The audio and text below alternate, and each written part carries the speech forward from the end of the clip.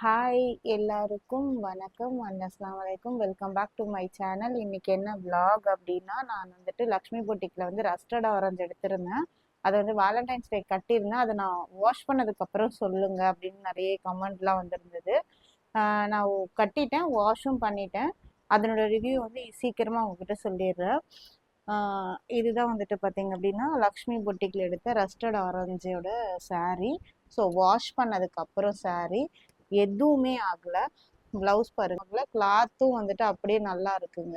இங்க பாருங்க, கிளாத் நம்ம துணி புளியும் இல்லைங்களா, அதை துவைச்சிட்டா புழிஞ்சு போடுவோம் இல்லைங்களா, அது மட்டும்தான் இருக்கு. saree பாருங்க, இதை நான் துவைச்சிட்டேன்.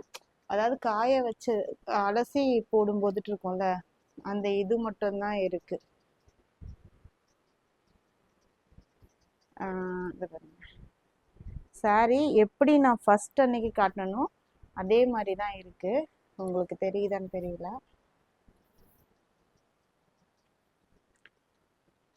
ஃபுல்லாகவே சரி, நான் வேணால் சிங்கிளில் வேணாலும் காட்டுறேன்.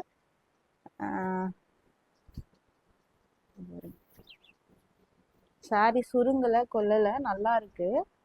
ஸோ saree வந்து வர்த்து தான். ஓகேங்களா? எதுக்காகன்னா நிறைய பேர் வந்து கேட்டிருந்தீங்க saree வந்துட்டு வாஷ் பண்ணிட்டு காட்டுங்க, வாஷ் பண்ணிட்டு காட்டுங்கன்னு சொல்லிட்டு. ஸோ saree இப்படி தான் இருந்துச்சு. ஆஃப்டர் வாஷுக்கு அப்புறம் இப்படி தான் இருந்தது saree. ஸோ இதை நான் உங்ககிட்ட ஷேர் பண்ணுறதுக்காக வந்துட்டு வீடியோ போட்டிருந்தேன். வந்து நல்லா இருக்கு. பார்டர் கூட லைட்டாக கூட சுருங்கல. இதை பாருங்க, ஆஃப்டர் வாஷ்க்கு அப்புறம் saree எப்படி நான் பிஃபோர் வாஷ் கட்டினனோ அது அப்படியே ஆஃப்டர் வாஷ் அப்படியே தான் இருக்கு.